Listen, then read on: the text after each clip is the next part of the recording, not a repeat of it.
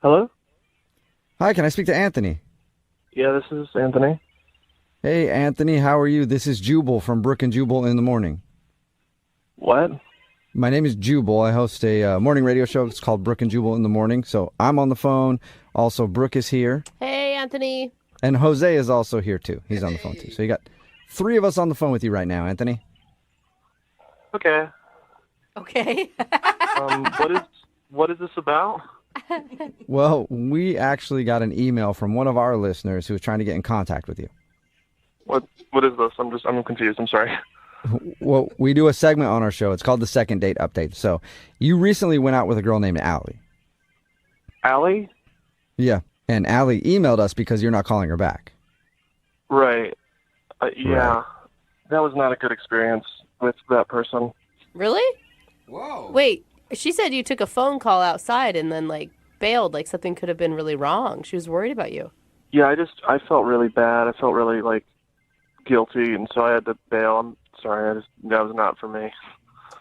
What did you feel guilty about?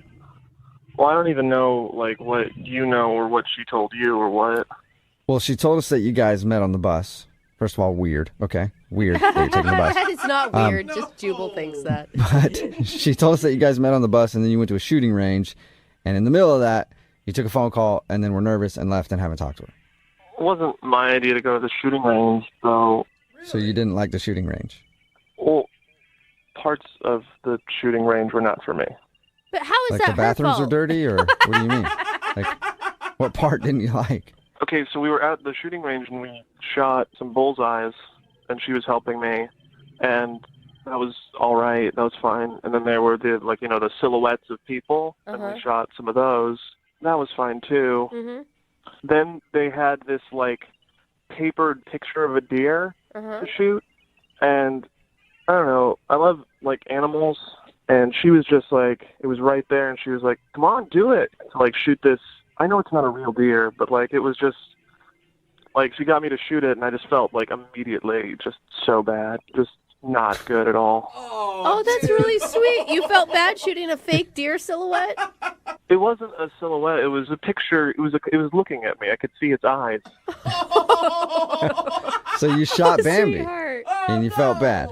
Don't say that. That makes me feel even worse. Oh. Anthony, I think that's fine to have those emotions. But why does that make you not want to call her back? Well, I was feeling bad about that, and so I went outside and I called my mom, and I wanted to talk to her about it. And I was like, I feel like I'm a bad person, and she said that yeah, I am. Oh my gosh, she confirmed that you were a bad person? Well, yeah, I mean the way she said it's you start with paper deer, and then what's next, plastic deer. Then it's just you're getting more normal until you hear real deer. You're just getting used to it. It's a slippery slope. It was a Right. gateway deer is what you shot. She said it was probably a bad influence. So she thinks that Allie is a bad influence on you because she wants you to kill animals. My mom didn't raise me that way to shoot deer, paper deer, anything shaped like a deer. We loved animals. Okay. Okay. But you were cool shooting the silhouettes of people, just not the deer. Well, they didn't have faces. Oh, okay. That makes sense. They can't look at you, Jubal. Just a black silhouette. That's true. Good point.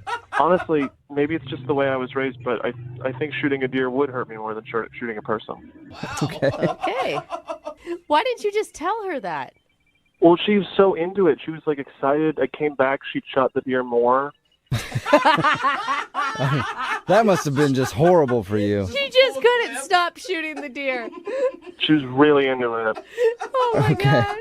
Well, Anthony, I do need to let you know that Allie is actually on the other line right now, so it's a perfect opportunity for you to confront the paper deer murderer.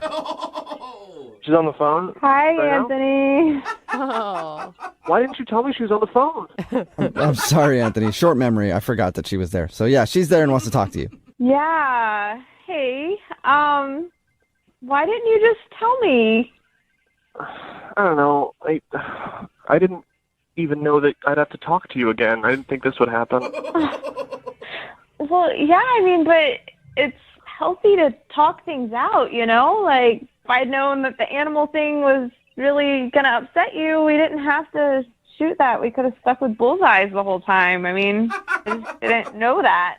Or people. He was fine with people. I don't know. How was I supposed to tell you that? Like, was I going to call you and tell you that I had a hard time shooting the paper deer? Yeah, I mean, I guess I could see that being awkward.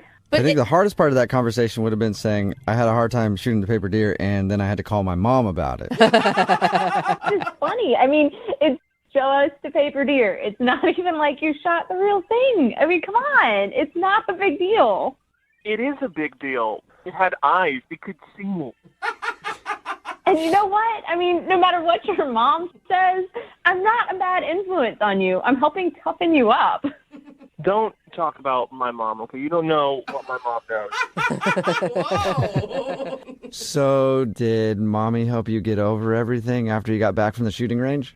I mean, I dealt with it. Like, I went home and I cried and I donated $200 to a wildlife foundation. Oh, wow. Anthony, You really took this hard. I mean, that's good, but a lot of people would say that hunters have more respect for animals and what they eat and the time that they put into getting their food than people who just go to the grocery store and buy meat. right? Yeah, but then they shoot them. Right, that's the whole point of hunting. I guess now would be a bad time to say that, like, I grew up hunting and I have antlers mounted on my wall. Oh no! Oh, that's not good. You should take those down. But it's not a big deal. I mean, I really just can't believe you're serious that this is really happening. But you've killed them. I mean, yes, I killed them, but I ate their meat, so their life didn't go to waste. That's so gross. Oh man! All right. Dinner date's gonna be real hard for you too, Yeah. isn't it? I mean, are you a vegan? I'll eat like chicken and fish, but I won't eat like bear meat or forest meat. Safe. Forest meat. Forest meat. Oh my Anthony, God. you know that they get chicken and fish with a shotgun, right? They stand outside of the water. And... No, the way they do it is a lot more cruel. Stop talking about this, please. Well, how about you guys go talk about it in person and go on another date? Anthony, would you like to go out with Allie again? We'll pay for it. I'll eat a steak. Oh wow! I don't appreciate the laughter, and I don't appreciate the offer. I don't want a steak, especially when I'm with someone who might have killed the steak. So is that a no, Anthony? It is a firm no. Yeah. Oh. Man. Well, Allie, I'm sorry. You did not get a second date out of the deal. I'm not. I mean, this was way more entertaining than our first date, and I'd really like to keep eating meat, so I'm totally okay with this. Okay. Anthony, thank you for your time, man. Hopefully, after some counseling and stuff like that, you'll be able to get over shooting that paper deer.